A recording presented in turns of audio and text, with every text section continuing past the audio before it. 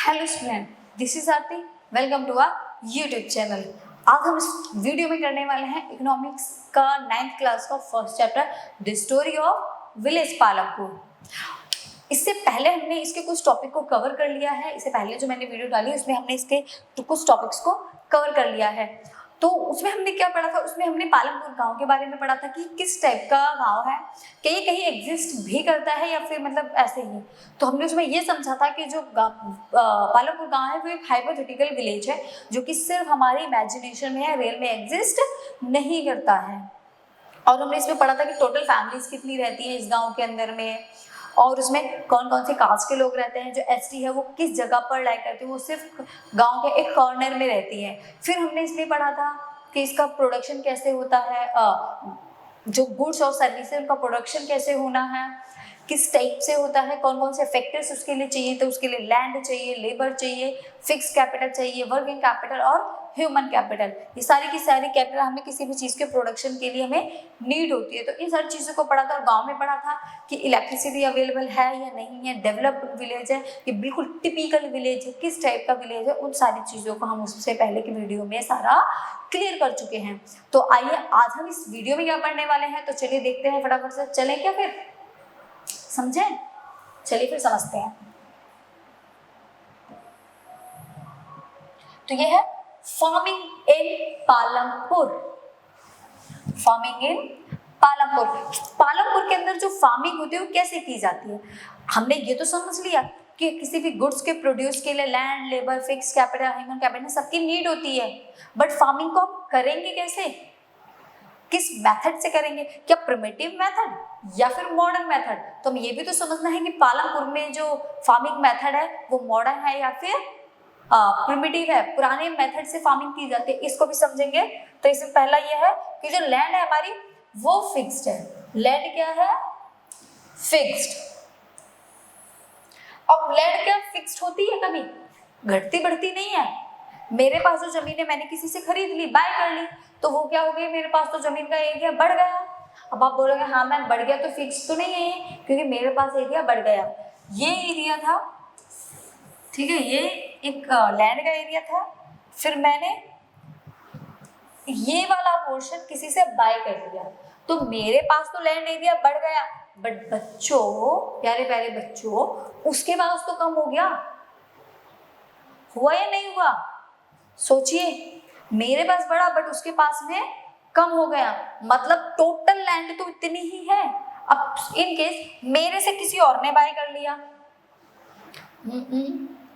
चलिए लेते हैं, मेरे से लैंड किसी और ने बाय कर लिया, हाफ ली।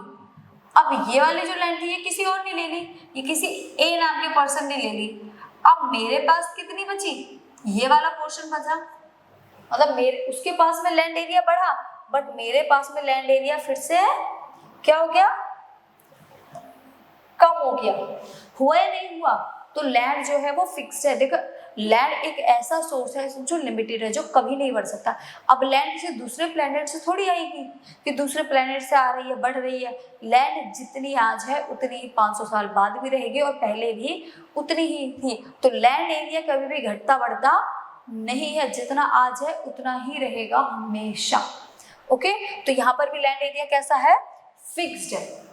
अब देखते हैं कि पालमपुर में जो मेन एक्टिविटी है वो क्या है। पालमपुर की जो मेन एक्टिविटी है वो है farming. Farming is the main production activity in Palampur. ज्यादातर लोग जो पालमपुर में है ना वो किस काम में लगे हुए हैं, फार्मिंग के काम में लगे हुए हैं। 75% of the people who are working are dependent है किसके ऊपर, फार्मिंग के ऊपर। मीन्स 75% लोग जो हैं वो अपनी लाइफ के लिए, अपनी लाइवलीहुड के लिए किस पर डिपेंड है, फार्मिंग के ऊपर में डिपेंड है। दे कुड बी फार्मर्स और फार्मर लेबरर्स। वो फार्मर्स हैं, खुद भी फार्मर्स हैं, और कुछ हैं जो फार्म लेबरर्स हैं, जो दूसरों के फार्म में जाकर काम करती हैं। ठीक है, फार्मर्स तो वो हो गए जो अपने ही खेत में काम कर रहे हैं, और फार्मर लेबरर्स वो हो गए जो जिनके पास खुद की लैंड नहीं है, जो दूसरों की जमीन पे जाकर काम कर रहे हैं, एज अ लेबर वर्क कर रहे हैं।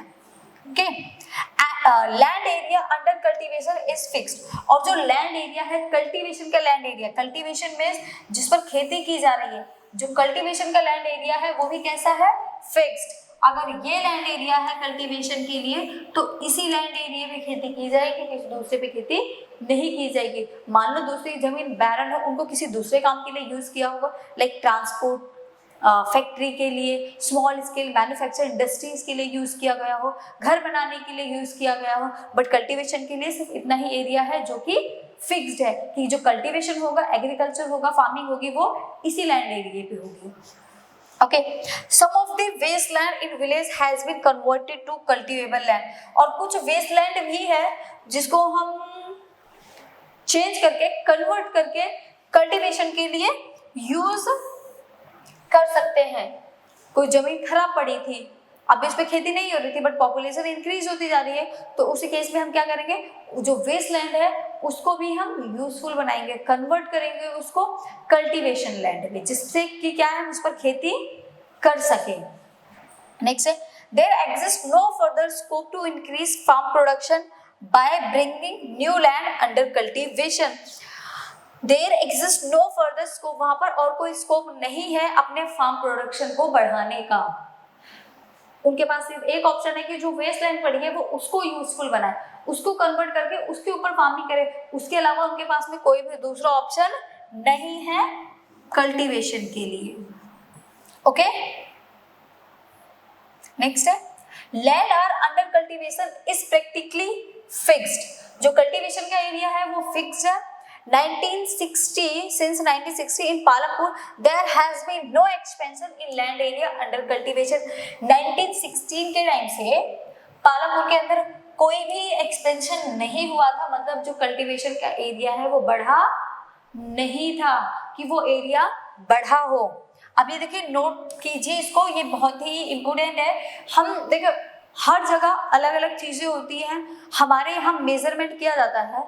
अगर हम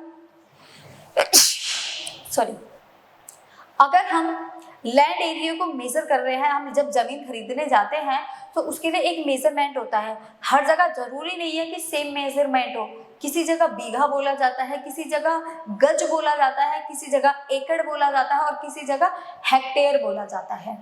तो हमारी जो यूनिट होती है मेजर करने की वो हर जगह की अलग अलग होती है। तो यहाँ की क्या यूनिट है, देखो, local units of measurements are bigha. जो लोकल यूनिट होती है मेजरमेंट करने की वो क्या होती है, बीघा। बीघा में सब इसको मतलब मेजर करते हैं कि इसको बीघे के थ्रू मेजर किया जाता है। स्टैंडर्ड यूनिट, एसआई यूनिट जो होती है उसकी मेजरिंग लैंड इज हेक्टेयर। और जो एसआई यूनिट है, जो ऑफिशियल मेजरिंग यूनिट होती है, उसे क्या बोला जाता है, उसे हेक्टेयर बोला जाता है। तो किसी भी लैंड एरिया को मेजर करने के लिए हम एक हेक्टेयर को मेजर करते हैं, और जो बीघा वगैरह होते हैं वो सारे के सारे हेक्टेयर से छोटी यूनिट होती है। जो हेक्टेयर है वो एक बड़ी लैंड को मेजर करने का पार्ट होता है। ठीक है, 1 hectare equals the area of a square with one side measuring 100 meters. अब देखो 1 हेक्टेयर कितना होता है, पहले हमें ये भी तो पता होना चाहिए कि 1 हेक्टेयर कितना होता है। सपोज ये देखिए,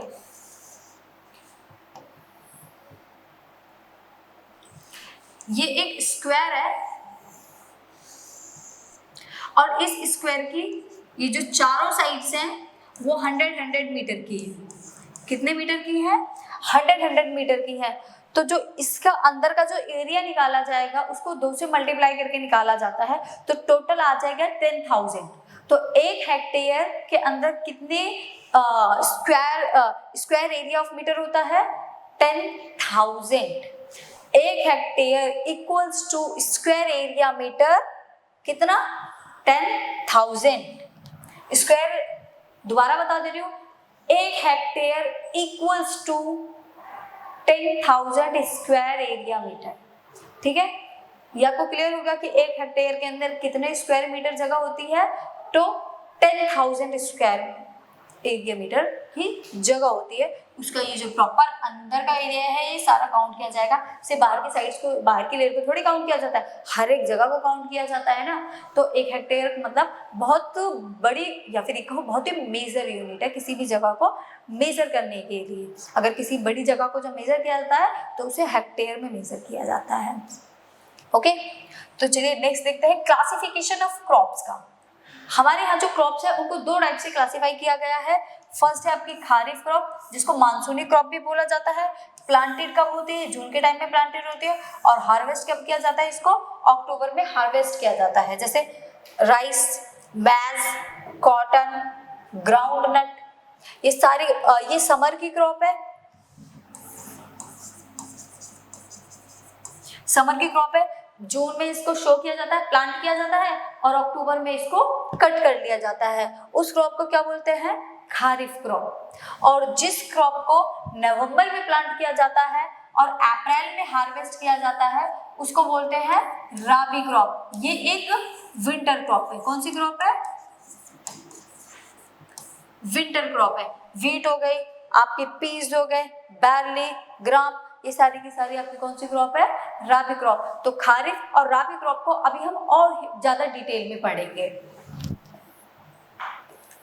farming in Palampur, is there a way one can grow more from the same land? हम क्रॉप को एक ही सेम लैंड पे ज्यादा कैसे ग्रो कर सकते हैं? मतलब हमारे पास जो लैंड एरिया है वो सिर्फ और सिर्फ इतना ही है। अभी हमने इससे पहले पढ़ा था ना कि जो कल्टीवेशन एरिया है वो फिक्स्ड है, बढ़ा हुआ नहीं है। तो जब हमारे पास फिक्स्ड एक लैंड एरिया है तो हम एक ही सेम लैंड पर ज्यादा प्रोडक्शन हमें कैसे करना है? सिर्फ इतना एरिया है हमारे पास में, इससे ज्यादा एरिया नहीं है। अब हमें क्या करना है? इसी लैंड एरिया पे ज्यादा से ज्यादा प्रोडक्शन करना है। तो ज्यादा से ज्यादा प्रोडक्शन हम इसी सेम लैंड पे कैसे करेंगे? चलिए देखते हैं। All land is cultivated in Palampur. ऐसा नहीं है कि कोई भी क्रॉप पालमपुर में नहीं हो रही है, सारी की सारी क्रॉप कहाँ हो रही है? पालमपुर में हो रही है। During the rainy season, rainy season के टाइम में खारिफ क्रॉप को ग्रो किया जाता है। कौन सी क्रॉप को? खारिफ क्रॉप को, जिसमें राइस आ रही है, मैज आ रही है, ग्राउंड नट्स आ रहे हैं। Farmers grow and bajra which are used as cattle feed. इस टाइम में रेनी सीजन के टाइम में खारिफ जो क्रॉप है इसमें बाजरा भी ग्रो किया जाता है और कैटल फीड जो होता है इसको भी ग्रो किया जाता है। कब कब किया जाता है? खारिफ क्रॉप में। तो खारिफ क्रॉप कैसी क्रॉप है? खारिफ क्रॉप एक मानसूनी क्रॉप है या फिर आप रेनी सीजन की क्रॉप भी बोल सकते हो, जो जून में प्लांट की जाती है और अक्टूबर में इसको हार्वेस्ट किया जाता है। इन सभी को नोट कर लेना, कहीं ऐसा हो छोड़ दो सिर्फ, और बुक्स को साथ में लेके बैठा करो और अंडरलाइन करते जाएगा। Okay, this is followed by cultivation of potato between October and December। और इसमें क्या होता है? दिसंबर के और अक्टूबर के टाइम में जो पोटैटो की क्रॉप होती है उसको भी कल्टीवेट किया जाता है। पोटैटो की क्रॉप को भी हम कल्टीवेट कर सकते हैं। देखो, wheat, bajra, sugar cane, potato, इन सबको भी हम ग्रो कर सकते हैं। नेक्स्ट आपके in the winter season rabi, summer में बोल लो या फिर रेनी सीजन में बोल दो, खारिफ क्रॉप को ग्रो किया जाता है। उसके तुरंत बाद ही नवंबर में प्लांट किया जाता है, अप्रैल में हार्वेस्ट किया जाता है। कौन सी क्रॉप है? राबी क्रॉप, जिसको विंटर क्रॉप भी बोला जाता है। और सोन with wheat which is sold at Raiganj. इस टाइम पे राबी क्रॉप के टाइम पे हमें व्हीट जो गेहूं होते हैं उसको प्लांट किया जाता है और कहाँ सेल किया जाता है? उसको रायगंज में उसको बेच दिया जाता है। अब पालमपुर में वर्किंग सोर्स तो क्या है? फार्मिंग ही है ना। तो वो व्हीट को ग्रो करते हैं और उसको कहाँ बेचते हैं? रायगंज में उसको जाकर बेच देते हैं। A part of the land area is also devoted to sugar cane। और शुगर केन को भी ग्रो किया जाता है, बट शुगर केन का जो टाइम होता है वो 1 year to 18 month होता है। 1 year to 18 month। तो शुगर केन एक अलग टाइप की क्रॉप है जिसको ग्रो होने के लिए थोड़ा सा ज्यादा टाइम लगता है। Farmers are able to grow 3 different crops in a year due to the well-developed system of irrigation with tube wells। Farmer जो है देखो क्या कर सकते हैं, वो 3 डिफरेंट क्रॉप्स को ग्रो कर सकते हैं इन अ 1 ईयर। एक साल के अंदर वो 3 क्रॉप को ग्रो कर सकते हैं सेम पैच ऑफ लैंड पे। समर सीजन में अलग, देखो समर में अलग, विंटर में अलग, रेनी सीजन में अलग, खारिफ, राबी, ज़ैद, इन 3 सीजन में 3 क्रॉप को ग्रो कर सकते हैं वो एक सेम पैच ऑफ लैंड पर, जिससे उनका प्रोडक्शन भी ज्यादा होगा। बस हमें किस चीज की नीड है इसमें, हमें सिर्फ जो डेवलप होना चाहिए, अच्छा वेल डेवलप सिस्टम होना चाहिए इरिगेशन का, या फिर हमारे पास ट्यूबवेल के फैसिलिटीज होनी चाहिए, क्योंकि विदाउट इरिगेशन कोई भी क्रॉप हमारी ग्रो नहीं कर पाएगी। किसी भी क्रॉप को ग्रो करने के लिए वाटर की तो अवेलेबिलिटी होनी ही चाहिए, वो भी अच्छी खासी होनी चाहिए। तो ज्यादा हमारा जो प्रोडक्शन है उसको बढ़ाने के लिए, क्रॉप को ज्यादा प्रोड्यूस करने के लिए क्या यूज किया गया, HYV seeds, high yield variety के सीड्स को यूज किया जाने लगा, जो कि एक मॉडर्न फार्मिंग मेथड थी। मींस अब ये कहें यहाँ पे किस टाइप की फार्मिंग का यूज किया जा रहा है, तो मॉडर्न फार्मिंग मेथड यूज किया जा रहा है। फर्टिलाइजर्स डाले जा रहे हैं, मॉडर्न फार्म मशीनरी का यूज किया जा रहा है, ट्रैक्टर्स का एंड थ्रेशर का have made ploughing and harvesting easier and quicker. Thresher का, ट्रैक्टर का यूज किया जा रहा है, मॉडर्न फार्मिंग मेथड का यूज किया जा रहा है, जिसके थ्रू उनको हार्वेस्ट करना, शोन करना इजी हो गया है और क्विकर हो गया है कि हम इसको हार्वेस्ट भी जल्दी कर सकते हैं और उसको शो भी जल्दी कर सकते हैं। तो HYV सीड्स जो होते हैं वो कैसे सीड्स है हमारे, वो हाई यील्ड वैरायटी के सीड्स हैं। ओके, इन सीड्स के जो प्रोडक्शन होता है वो बहुत अच्छे अमाउंट में होता है, मतलब प्रोडक्शन एकदम से ग्रो कर जाता है, तो इसीलिए हाई यील्ड वैरायटी के जो सीड्स है इनका यूज किया जाता है। अब ये हाई यील्ड वैरायटी के सीड्स आए कहाँ से, देखो अब इसमें हम पढ़ेंगे मल्टीपल क्रॉपिंग क्या होती है। मल्टीपल क्रॉपिंग क्या है, to grow more than one crop and on a piece of land during the year is known as multiple cropping. One crop on a piece of land to grow more than one crop।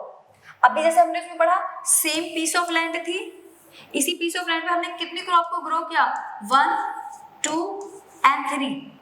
पूरे साल में हमने 3 crop को सिर्फ एक patch of land पे grow किया, तो ये क्या है, ये मल्टीपल क्रॉपिंग है। जब हम एक सेम पैच ऑफ लैंड पे एक से ज्यादा क्रॉप को ग्रो करते हैं पूरे साल में, तब हम उसको क्या कहते हैं, मल्टीपल क्रॉपिंग। एक क्रॉप से ज्यादा फसल हमने ग्रो करी है ना उस पे, फर्स्ट व्हीट की, सेकंड राइस की, जो थर्ड है वो हमने पीस की कर ली या बाजरा की कर ली, तो कितने क्रॉप निकले एक साल में, 3 क्रॉप को ग्रो किया। और लैंड एरिया कितना था हमारे पास, सिर्फ एक ही था, एक ही लैंड एरिया पे हमने 3 क्रॉप को ग्रो किया, तो प्रोडक्शन हमारा बढ़ा है ना कि कम हुआ। और ये किसकी वजह से पॉसिबल हो पाएगा, ये इरिगेशन का जो डेवलप मेथड है सिर्फ उसकी वजह से हमारे लिए ये पॉसिबल हो पाएगा। ओके, तो इसी को क्या बोलते हैं, मल्टीपल क्रॉपिंग, जब हम सेम पैच ऑफ लैंड पे एक से ज्यादा क्रॉप को ग्रो करते हैं। It is the most common way of increasing production on given piece of land। और इससे क्या होता है, जो हमारा प्रोडक्शन है वो भी इंक्रीज हो जाता है, इंक्रीज ऑफ प्रोडक्शन। अरे प्रोडक्शन तो इंक्रीज हो गए, एक साल में आप 3 फसल निकाल रहे हो, पहले एक साल में 1 निकाल रहे थे, अब एक साल में 3 हो रही है, तो प्रोडक्शन तो अपने आप ही बढ़ गया है। All farmers in Palampur grow at least 2 main crops.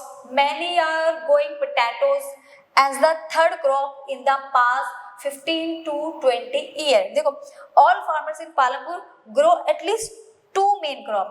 बहुत सारे लोग ऐसे हैं पालमपुर में जो सिर्फ और सिर्फ 2 क्रॉप्स को ग्रो कर रहे हैं। कितनी क्रॉप्स को ग्रो कर रहे हैं, सिर्फ और सिर्फ 2 क्रॉप्स को ग्रो कर रहे हैं पूरे साल में। Many are growing potato, इसमें potato as the third crop in the past 15 to 20 years। और बाद में 15 से 20 साल के बीच में कुछ लोग ऐसे हैं जो एक तीसरी क्रॉप को ग्रो कर रहे हैं, वो क्या है, पोटैटो। पहले के लोग सिर्फ 2 क्रॉप को ग्रो करते थे, पूरे सीजन में 2 क्रॉप निकालते थे, बट 15 से 20 सालों के बीच के जो टाइम है, इस बीच में लोगों ने एक थर्ड क्रॉप को भी ग्रो करना स्टार्ट किया है। वो कौन सी क्रॉप है, पोटैटो। तो एक सेम पैच ऑफ लैंड पे कितनी क्रॉप ग्रो हुई, 3। तो प्रोडक्शन बढ़ा या इंक्रीज हुआ, डिक्रीज हुआ, इंक्रीज हुआ, इंक्रीज हुआ है। अब नेक्स्ट है हमारा मॉडर्न क्रॉपिंग।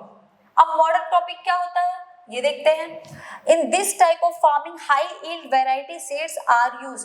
मॉडर्न फार्मिंग, जब भी हमने ऊपर भी पढ़ा था कि मॉडर्न फार्मिंग मेथड क्या है, जिसमें HYV सीड्स का यूज किया जाता है, फर्टिलाइजर्स का यूज किया जाता है, और जितने भी मेथड है देख रहे हो, फार्म मशीनरी हो गई, HYV seeds, fertilizer, pesticides, irrigation के canals, pumps, electricity, dams, diesel, ये सारे के सारे जो मेथड है ये सारे आपके मॉडर्न फार्मिंग के मेथड हैं जो पहले नहीं थे, मॉडर्न टाइम में आए हैं।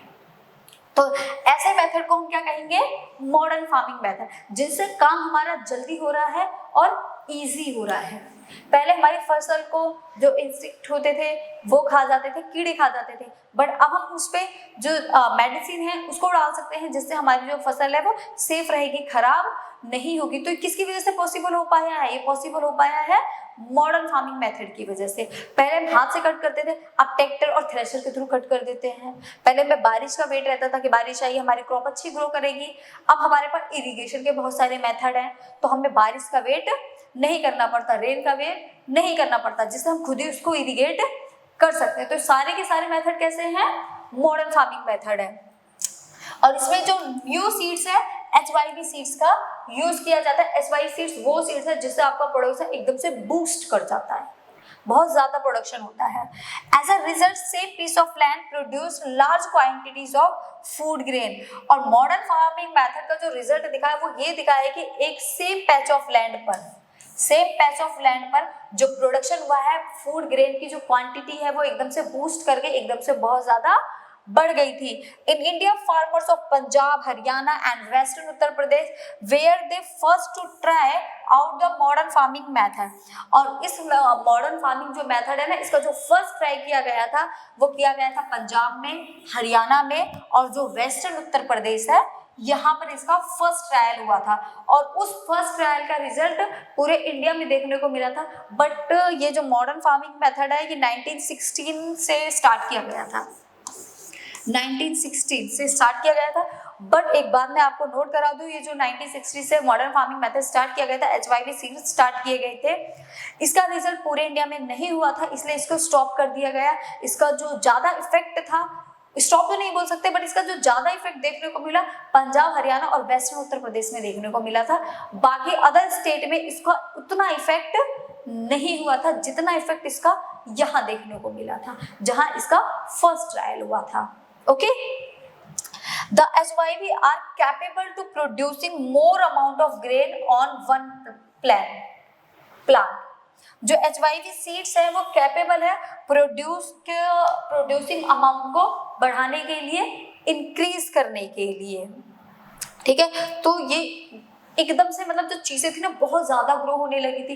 इवन पंजाब हरियाणा के जो लोग इतने अमीर है, उसका एक रीजन कहीं ना कहीं ये 1960 के HYV सीड्स का प्रोडक्शन भी है। और इसको किस नाम से जाना जाता है, इसको जाना जाता है ग्रीन रेवोल्यूशन के नाम से। उस टाइम पर इसे ग्रीन रेवोल्यूशन के नाम से इसको जाना जाता है कि ग्रीन रेवोल्यूशन हुआ था। ग्रीन इसलिए क्योंकि इसमें व्हीट का और राइस का जो प्रोडक्शन था वो बहुत ज्यादा हुआ था। ये मान लो इंक्रीज हो गया था प्रोडक्शन बहुत ज्यादा अमाउंट में। अब ग्रीन रेवोल्यूशन क्या था, in the latter 1960s the green revolution introduced the Indian farmer to cultivation of wheat and rice using high yield variety seeds।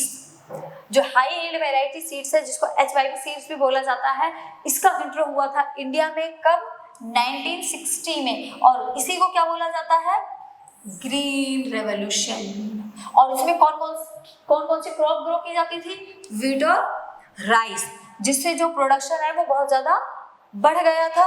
Farmer इसका कल्टीवेशन कर रहे थे इंडिया में। The yield of wheat grown from the traditional varieties was 1300 kg per hectare। एक hectare पे 1300 kg के जो amount है वैरायटी का जो ग्रेन थे वो ग्रो करे थे। मतलब 1300 kg पर हेक्टेयर पे आपका जो ग्रेन था वो प्रोड्यूस हुआ था, तो बहुत ज्यादा अमाउंट में है। With the HYV seeds the yield want up to 3200 kg per hectare पे। पहले ये हो रहा था, ठीक है, इतना वेट ग्रो कर रहा था, बट जैसे ही HYV सीड्स का यूज किया गया 300 सॉरी 3200 kg का प्रोडक्शन होने लगा। पहले 1300 kg था, फिर 3200 kg का प्रोडक्शन होने लगा। मतलब बूस्टअप देख रहे हैं, 1300 से सीधा 3200, सीधा ग्राफ ऐसे जाएगा, ऐसे बन जाएगा सीधा ऐसे, मतलब यहाँ से बिल्कुल अपर लेवल पर। तो बूस्टअप बहुत स्पीड में हुआ था। ये रिजल्ट था HYV सीड्स का। पहले नॉर्मल थी तो पर हेक्टेयर पर इतना प्रोडक्शन हो रहा था, और ग्रीन रेवोल्यूशन के बाद में इतना प्रोडक्शन होने लगा एक पैच ऑफ लैंड पे, 1 हेक्टेयर लैंड पे। Doctor MS Swaminathan is known as the father of green revolution. Green revolution के फादर किसको बोला जाता है? Doctor MS Swaminathan. ये रहे डॉक्टर MS स्वामीनाथन, जो कि हमारे ग्रीन रेवोल्यूशन के फादर है। कौन है ये? हमारे ग्रीन रेवोल्यूशन के फादर थे, जिनकी वजह से हमने ग्रीन रेवोल्यूशन देखा, और इंडिया के कुछ पार्ट में हम इन चीजों को अच्छे से समझ पाए। जो ग्रीन रेवोल्यूशन था वो किसकी वजह से हम देख पाए हैं? डॉक्टर MS स्वामीनाथन की वजह से। अगर ये नहीं होते तो शायद हम ग्रीन रेवोल्यूशन को नहीं देख पाए। इन्होंने ही इसका जो इन्वेंशन था इन्होंने ही किया था। ठीक है, आपको सारी चीजें आई होप क्लियर हो रही होंगी कि ग्रीन रेवोल्यूशन क्या था, किसकी वजह से आया। ठीक है, तो चलिए अब अपना नेक्स्ट टॉपिक देखते हैं। नेक्स्ट टॉपिक क्या है हमारा? Will the land sustain. अब जो लैंड है उसको सस्टेन कैसे करना है? उसको सस्टेन का मतलब होता है उसको बचा कर रखना। देखो, इतने हैवी फर्टिलाइजर्स का हम यूज कर रहे हैं तो कहीं ना कहीं हमारे लैंड ऐसी भी हो जाएगी, क्योंकि फर्टिलाइजर्स जो हम यूज कर रहे हैं उसमें कहीं ना कहीं केमिकल वाला प्रोडक्शन तो है ही, केमिकल तो डल ही रहा है, तो लैंड तो हमारी एक ना एक टाइम बाद क्या होगी? खराब हो जाएगी। तो land should be judicially used in many areas. Green revolution is associated with loss of fertility due to overuse and increased use of chemical fertilizers. Green revolution जो इंडिया में आया था अच्छा था, प्रोडक्शन बहुत ज्यादा बढ़ रहा था, बट उसी के साथ ही साथ क्या हो रहा था, जो हमारी लैंड थी ना वो भी खराब होती जा रही थी। क्यों? क्योंकि उसमें केमिकल के फर्टिलाइजर्स बहुत ज्यादा यूज किए जा रहे थे, और ज्यादा प्रोडक्शन की वजह से लोग साल भर में 3 क्रॉप्स को ग्रो कर रहे हैं, मतलब उनका जो प्रोडक्शन था वो बढ़ गया था, जिसकी वजह से जो लैंड की फर्टिलिटी थी ना वो डिक्रीज होती जा रही थी। अब लैंड की फर्टिलिटी डिक्रीज होती जा रही है तो उस केस में क्या होगा? सिंपल सी बात है कि जो लैंड है हमारी वो खराब होती चली जाएगी। तो हमें लैंड को बचाना था। कैसे बचाना था देखते हैं। Continuous use and over exploitation is lower the water table below and ground. ज्यादा एक्सप्लॉयटेशन हो रहा था, लैंड को ज्यादा यूज किया जाता, जिसकी वजह से हमारा जो ग्राउंड वाटर की जो टेबल है वो नीचे जाती जा रही थी। जो हमारा ग्राउंड वाटर था वो बहुत ज्यादा नीचे हो रहा था। आज की डेट में भी बहुत सारे ऐसे स्टेट है जहां पर जो वाटर का लेवल है अर्थ में वो बहुत ज्यादा नीचे चला गया है। लोगों को वाटर की बहुत ज्यादा स्कार्सिटी को फेस करना पड़ता है, क्योंकि वाटर लेवल ऊपर नहीं है, तो उनको पीने के लिए भी कई बार वाटर अवेलेबल नहीं हो पाता। तो वही चीजें हमें यहाँ देखने को मिल रही थी। अब ओवर यूज, लैंड का ओवर यूज हो रहा था, ओवर यूज के साथ साथ में उस पर केमिकल वाले जो प्रोडक्ट थे उनका यूज किया जा रहा था, जिसकी वजह से जो लैंड थी हमारी उसकी जो फर्टिलिटी थी वो डिक्रीज हो रही थी। Once destroyed, it will be difficult to restore, so we must take care of the environment to sustain the land and ensure future development. अगर ऐसे ही हमारे लैंड का यूज होता रहा आने वाले टाइम में तो हमारी लैंड क्या हो जाएगी? डिस्ट्रॉय हो जाएगी। It will be difficult to restore, और उसको रिस्टोर करना दोबारा से बहुत मुश्किल हो जाएगा, हम उसको रिस्टोर नहीं कर पाएंगे। तो उसके लिए हमें पहले ही क्या करना चाहिए? We must take care of the environment. हमें पहले से ही अपने एनवायरमेंट की केयर करनी चाहिए, उसको सेफ रखना चाहिए। हमें ऐसा कोई भी काम नहीं करना चाहिए जिसकी वजह से हमारा जो एनवायरमेंट हो उसको हार्श हो, उसको नुकसान या कोई भी हार्म पहुंचे। हमें लैंड का ऐसा यूज करना चाहिए जो सस्टेन हो। सस्टेन का मतलब होता है अपनी नीड के अकॉर्डिंग यूज कर लो, और एक्स्ट्रा उस पर कोई भी केमिकल वाले जो प्रोडक्ट है उनका यूज ना किया जाए। The land and ensure future development, जिससे हमारा फ्यूचर डेवलपमेंट भी हो जाए और हमारे आने वाली जो जनरेशन है वो भी ऐसी जमीन को ना देख पाए जो बैरन हो जाए। आई होप आपको सारी चीजें क्लियर हो गई होंगी कि हमें अपने लैंड को कैसे बचाना है, जो ओवर यूज है वो नहीं करना, ज्यादा केमिकल वाले जो प्रोडक्ट है उनका यूज नहीं करना। फार्मिंग मेथड सही है, फार्मिंग करना जरूरी है, बट केमिकल वाले प्रोडक्ट का यूज नहीं करना। आज के लिए इतना ही, फिर बाकी की चीजें जो बची हैं उनको हम नेक्स्ट वीडियो में कंप्लीट करेंगे। आई होप आपको ये सारी चीजें क्लियर हो गई, उनको प्लीज नोट कर लिया करो एंड पढ़ लिया करो, ठीक है। और इस वीडियो को लाइक एंड सब्सक्राइब कर दिया करो यार। चलिए फिर मिलते हैं नेक्स्ट वीडियो में, तब तक के लिए बाय बाय।